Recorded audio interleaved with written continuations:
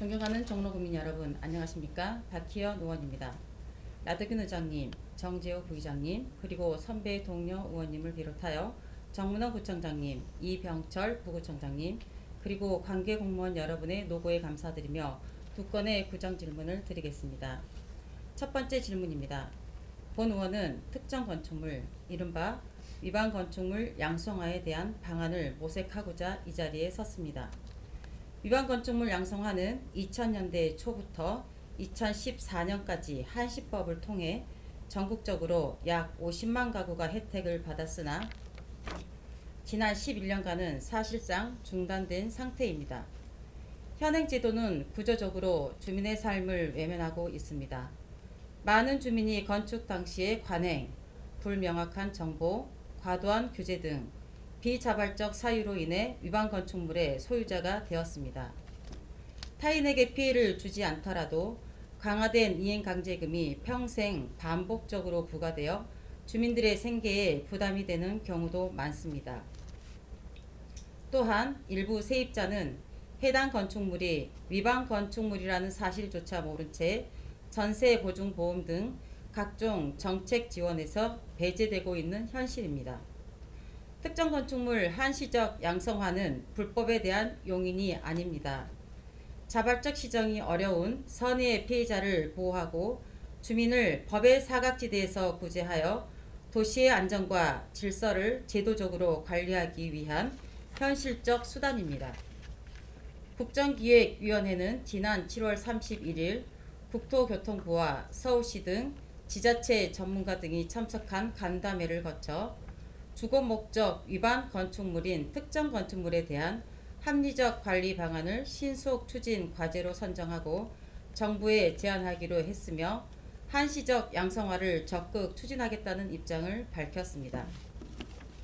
현재 국회에는 11건의 특정 건축물 정리에 관한 특별조치법이 발의되어 있으며 법안에 따라 차등은 있으나 85제곱미터 이하 다세대 주택, 165에서 660제곱미터 이하 단독주택, 330에서 660제곱미터 이하 다가구 주택 등을 한시적 양성화 대상으로 하고 있습니다.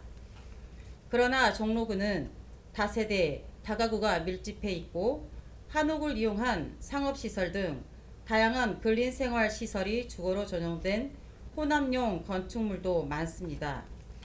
면적 기준이나 용도 제한을 그대로 적용할 경우 상당수 주민이 양성화 대상에서 소외될 우려가 큽니다. 따라서 본 의원은 안전상 우려가 없고 인근 주민의 권리를 침해하지 않는 특정 건축물에 대해서는 대상 면적 기준 상향, 다가구, 다세대 외 다양한 혼합 건물 포함, 미등기 건물 조건부 포함 등 대상 요건을 완화하고 기준을 현실화하여 양성화 기회를 부여해야 한다는 점을 강력히 주장합니다. 또한 건축물의 일조, 높이, 면적 기준 등 위반 건축물을 양산하는 과도한 규제를 발굴해 완화하고 건축법 등 관련 제도를 조속히 개선하여 경미한 위반 행위는 반복적 이행강제금의 대상에서 벗어나 합리적으로 정리될 수 있어야 합니다. 특정 건축물 한시적 양성화는 입법이 필요한 사안입니다. 하지만 정부와 국회의 결정만 기다리는 것이 아니라 지역 주민을 위해 구체적인 사정을 가장 잘 아는 기초자치 단체가 제도 설계에 적극 참여해야 합니다.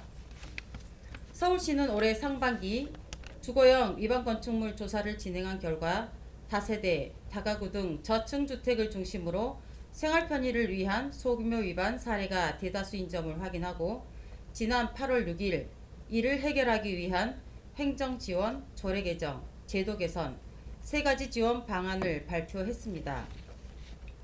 종로구청은 종로구의 실정을 반영한 면적기준 완화, 도시계획 구역 내 예외 인정 등 불가피한 용도 전형 인정 등에 대한 건의 또는 의견을 국회, 국토부 및 서울시에 적극 전달해 주시기 바랍니다. 또한 단속 및 관리 강화와 함께 처벌 실효성 확보, 매수인, 임차인 피해 예방 등 위반 행위 재발을 막기 위한 종합적인 개선 방안을 마련해 주시기 바랍니다.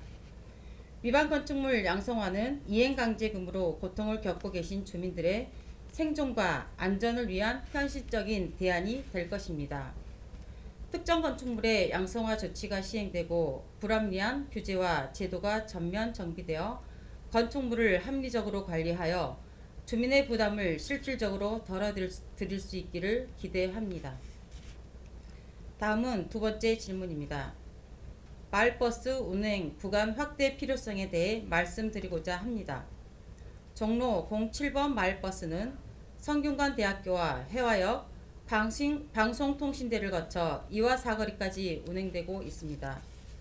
주민들은 종로 07번의 노선이 종로 5가까지 확장되기를 원하고 있으나 시내버스 및 종로 08번 노선과 중복을 이유로 확장이 제한되고 있습니다. 화면의 자료를 봐주시기 바랍니다. 종로 07번 성균관대학교 내부 진입 이후 일평균 이용객이 상당수 증가했습니다. 종로 07번 이용객들은 4호선 외에 지하철을 타기 위해서는 환승해야 하는 불편함이 있습니다.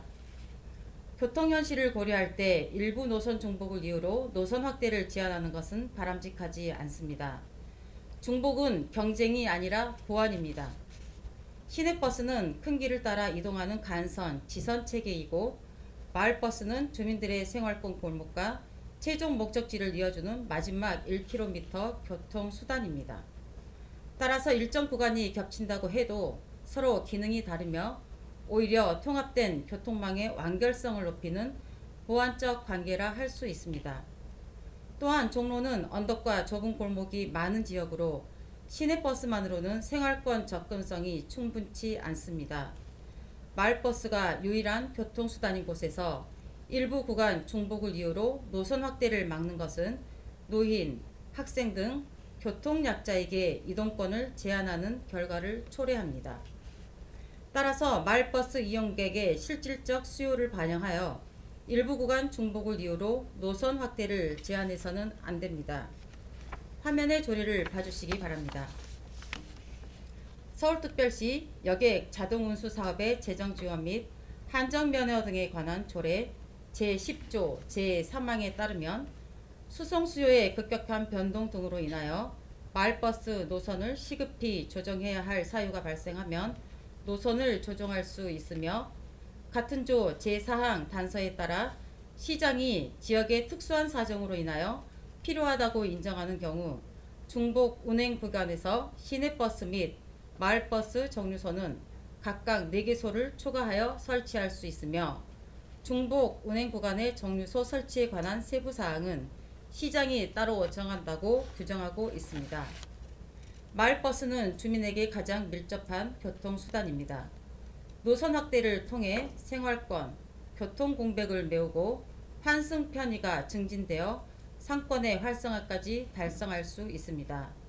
주민의 실질적 편익이 우선될 수 있도록 종로 07번 마을버스 노선 확대를 위한 적극적인 방안 마련을 요청드리며 이상 구정 질문을 마치겠습니다. 경청하여 주신 모든 분들께 감사드립니다.